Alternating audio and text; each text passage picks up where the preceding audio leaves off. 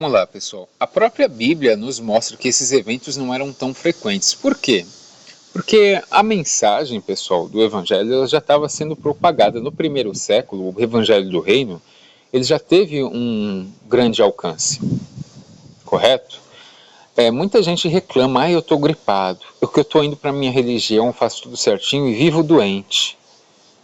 Tem alguma coisa errada? Não tem, gente. Não tem. Vou provar para vocês, ó. A própria Bíblia, tá, nos mostra que esses eventos não eram tão frequentes. Seguidores de Jesus, Timóteo, que era parceiraço de Paulo, andavam juntos. Naquela época que o pessoal tinha muitos sinais e prodígios, o Timóteo vivia doente. Olha só, ele tinha problemas estomacais e enfermidades frequentes, está aqui em 1 Timóteo 5,23. Não continues a beber somente água. Aqui ele está falando com Timóteo, tá? Usa um pouco de vinho por causa do teu estômago e das tuas frequentes enfermidades. O pessoal hoje pega um amuleto, olha, o Deus da cura, ele vai te curar, porque como se ele tivesse obrigação de alguma coisa. Sendo que os próprios seguidores de Jesus, eles não tinham esses sinais tão frequentes. Por quê? Porque os sinais eles tinham um propósito, pessoal. Aqui Paulo não cura Timóteo, você pode ver, ele não cura Timóteo e nem manda alguém curá-lo milagrosamente. Ao contrário, ele recomenda um remédio natural. Toma remédio, Timóteo, reconhecendo a permanência do problema. Paulo não tinha o dom de cura? Por que ele não curou Timóteo, não é verdade? Porque esses sinais eles têm um propósito, não é para ficar, entendeu? Favorecendo as pessoas. Não, você é a menininha dos olhos de Deus, você não pode ficar doente. Não tem nada a ver. Até porque Timóteo e Paulo já acreditavam. Eles não precisam de sinais.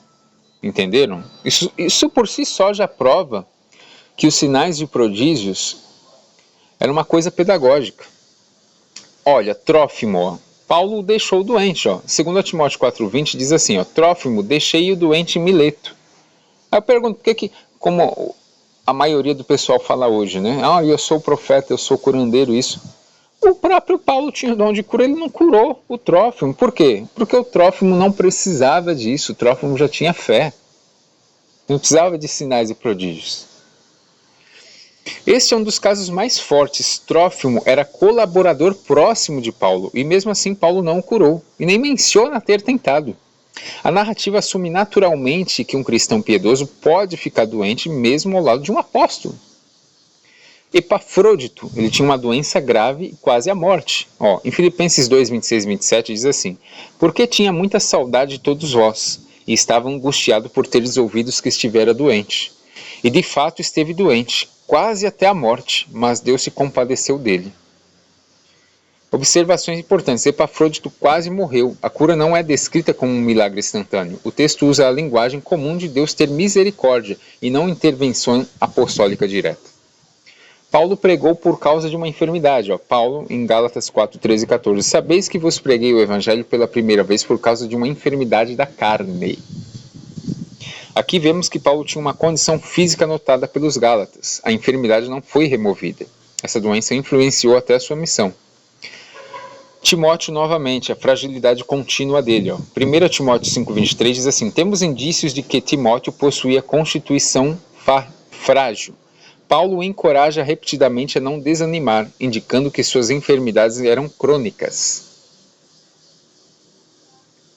Em Tiátira, cristãos não curados apesar da presença de dons. Na igreja de Tiátira do primeiro século. Apocalipse 2, 22 e 23. O Senhor adverte que alguns cairão em enfermidade como disciplina. Isso mostra que a comunidade não via a cura como automática, mesmo com a presença de dons espirituais. Correto? É isso, pessoal. Agora vamos voltar para cá, para os primeiros cristãos. Eles vão falar da diminuição de milagres. Primeiro eles vão falar que existiam sim, milagres ainda em suas épocas, porém os mesmos vão falar que tais sinais diminuíram. E por que diminuíram esses sinais? Vamos lá. Primeiro vão mostrar que haviam ainda sinais entre eles. Justino Marte diz assim, entre 100 e 165 depois de Cristo. Pois os dons proféticos permanecem conosco até o presente tempo. Irineu de Leão, Aqueles que são em verdade seus discípulos, recebendo graça dele, em seu nome realizam milagres conforme cada um recebeu o dom dele, pois alguns expulsam demônios de modo verdadeiro e certo. Outros têm conhecimento de coisas futuras, visões e palavras proféticas. Outros curam os enfermos pela imposição das mãos e eles são restaurados à saúde. Tertuliano. Que alguém seja trazido diante dos vossos tribunais, estando claramente possesso por demônio, ordenado por qualquer cristão que fale. Aquele espírito confessará que é demônio. Hipólito de Roma. Se alguém disser recebi dom de cura por revelação, não se lhe imponham as mãos, pois o próprio fato tornará claro se falou verdade. Cipriano de Cartago. Vê-se pelos servos de Deus, por palavras simples e sem meios humanos, os espíritos imundos serem expulsos. Lactâncio. Pelo nome do verdadeiro Deus, eles expulsam demônios dos corpos. Eusébio de Cesareia. Ainda então, muitos dos irmãos possuíam dons carismáticos. Basílio de Magno. Dele vem as curas dele operar os milagres. Aqui ele não está falando de pessoas, está falando de Jesus. Gregório. O Espírito operava então e opera agora. Está falando que no tempo dele ainda havia algumas curas. Gregório de Nissa. Muitos eram curados por meio dela. Ambrósio. Também agora o Senhor Jesus é glorificado pelos milagres. Jerônimo. Quantos sinais e as curas ele operou seria longo narrar. Está falando de Jesus. Agostinho. Pois também agora muitos milagres são operados no nome de Cristo. Ou seja, até o quarto século alguns falam que ainda haviam sinais. Porém, os próprios primeiros cristãos falam que vários sinais diminuíram e muito, tá? Vou trazer aqui a diminuição dos sinais.